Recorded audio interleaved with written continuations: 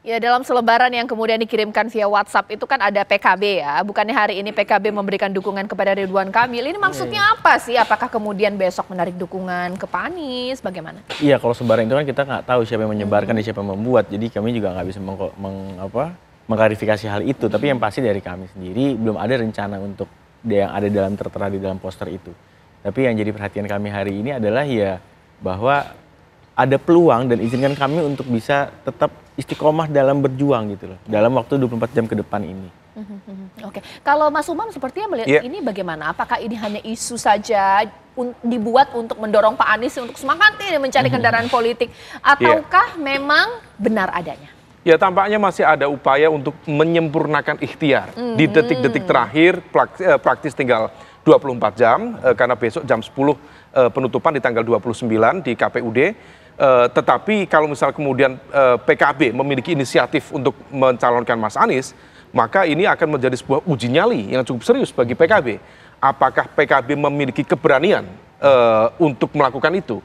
Apakah Caimin misalnya sebagai ketua umum PKB tidak takut dierlanggakan di dalam partainya? Ngeri. Sementara PKB sendiri sedang ada dinamika dan dinamikanya tidak bisa dianggap sebelah mata karena proses dinamika konflik antara PKB dengan PBNU berpotensi kemudian menjadi medan pertarungan yang kemudian memiliki implikasi yang cukup serius terhadap keselamatan politik Caimin sebagai pimpinan dari PKB itu sendiri. Nah, ini menjadi ujian kalau misal PKB memiliki keberanian, determinasi yang cukup serius untuk mengajukan Mas Anies sebagai tokoh yang kemarin dia dukung sebagai capres, tentu itu patut diapresiasi.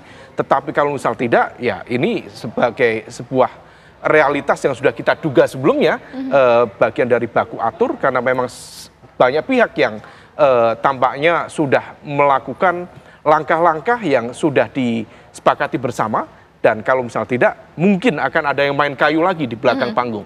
Oke, nah Bang Ciko, bagaimana ini kalau kita melihat ini ada beberapa wilayah yang PDIP belum mendaftarkan calonnya, sebut saja Jabar, bahkan juga Jatim. Ini besok seperti apa? Karena yang menjadi penentu bukan hanya kemenangan ya, tapi keselamatan partai. Kalau kata Mas Umam di sini bagaimana? PDI Perjuangan pasti akan mengusung calon dan ini bisa sangat dipastikan. Kembali lagi permasalahan kita kalau memang agak terlambat itu biasanya karena memang sebagai partai kader kita banyak sekali kader yang dalam kementerian dalam tanda kutip ya di internal saja pertarungannya nggak habis-habis karena di satu daerah misalnya kita mencoba mengerucutkan satu nama dari antara 5 atau 4 kader yang berbeda. Kita lihat sendiri di Jawa Tengah yang akhirnya kita mengusung kader sendiri di Cagup maupun Cawagup. Ya, saya bisa kasih bocoran lah Jawa Timur mungkin ya ada nama Bu Risma di salah satu antara Cagup atau Cawagup. Kalau Jawa Barat mungkin ada nama Kang Ono Surono. Ya kita lihat lagi siapa yang akan mendampingi. Tetapi daerah-daerah tersebut kita ketahui bahwa kita bisa untuk mencalonkan sendiri dan ini kita anggap suatu kemewahan yang memang sudah menjadi cita-cita PDI Perjuangan bahwa kedaulatan partai untuk bisa mengusung kadernya masing-masing itu harus di-encourage ke depannya sehingga politik dan demokrasi di Indonesia bisa sehat, masyarakat bisa mendapatkan alternatif pilihan yang lebih banyak dengan manusia-manusia atau sosok yang kompeten dan mampu untuk memajukan daerahnya masing-masing. Oke, Bang Melki terakhir ini bagaimana kemudian karena memang sudah hampir merata ya Golkar memberikan dukungannya untuk paslon-paslon yang berlaga di Pilkada, menjamin ini on the right track, bisa menang ini seperti apa dari Partai Golkar? Yang pasti begini Mbak Caca, karena ini pemilu kadanya serentak ya, seluruh Republik satu kali jalan ya. 514 tingkat 2, 38 provinsi itu bukan hal yang mudah bagi setiap partai politik dalam hal menentukan pasangan calon yang menjadi keinginannya pribadi dibanding dengan dari partai-partai lain gitu. Jadi yang pasti tidak ada satu partai pun yang akan menang 100% itu dipastikan tidak ada. Dia mesti berbagi dengan partai-partai lain, ada daerah tertentu yang misalnya bisa maju sendiri nomor 1 atau nomor 2, tapi daerah lain juga berarti dia mesti ikut dengan partai yang lain gitu. Dan itu adalah hal yang lumrah dalam politik di mana karena ini satu republik satu kali jalan, tidak bisa tidak kita mesti berbagai. Baik yang itu dalam KIM seperti kami maupun juga di luar KIM dan bahkan kita sudah banyak daerah ini saya lihat sudah campur sekali, bukan lagi Kim tapi sudah gabungan antara Kim dan bukan Kim, dan itu sudah sangat cair pasca putusan MK kalau saya lihat.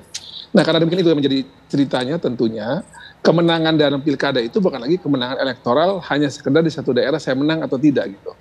Tapi bagaimana agar kita bersama ini sebagai suatu bangsa bersama-sama untuk bisa bermusyawarah dalam penentuan calon juga bisa kita semua bisa musyawarahkan. Baik. Karena tadi seperti disampaikan tadi kita lihat PDIP, Golkar, Gerindra, Nasdem, PKB itu tidak mungkin menang di setiap pilkada provinsi maupun tingkat 2. Sehingga kemudian disitulah yang tadi bahasanya Mas Umam tadi itu bilang baku atur itu mungkin terjadi. Tapi sekali lagi ini dalam konteks yang memang semua kita juga harus jujur. Baik. Ada kader partai lain yang bagus, kita pasti di situ dan sebagainya. Jadi menurut saya gini, inilah asas musyawarah mufakat yang sebenarnya sudah dilakukan oleh para pimpinan partai di tingkat pusat, dan nantinya setelah nanti siapapun calonnya itu tetapkan sebenarnya masih terbuka sebenarnya.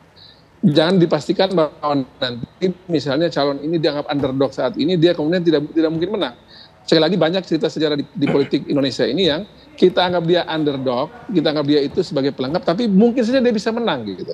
Nah jadi sekali lagi politik ini saya kira masih ke depan ini masih banyak ceritanya. Memang sekarang ini mungkin kalau kita bicara proyeksi, diperkirakan ini menang itu oke lah per hari ini. Tapi ke depan juga saya pikir politik itu masih banyak cerita akan terjadi sampai di ujung terakhir besok tanggal 29 nanti pada saat kampanye dan pada saat perhitungan dan pemilihan nanti. Oke, Mas Umam. Yang penting tadi musyawarah mufakat kita jaga agar semua potensi terbaik dari pemilu ini bisa tampil ke depan di provinsi maupun tingkat 2 seluruh Indonesia.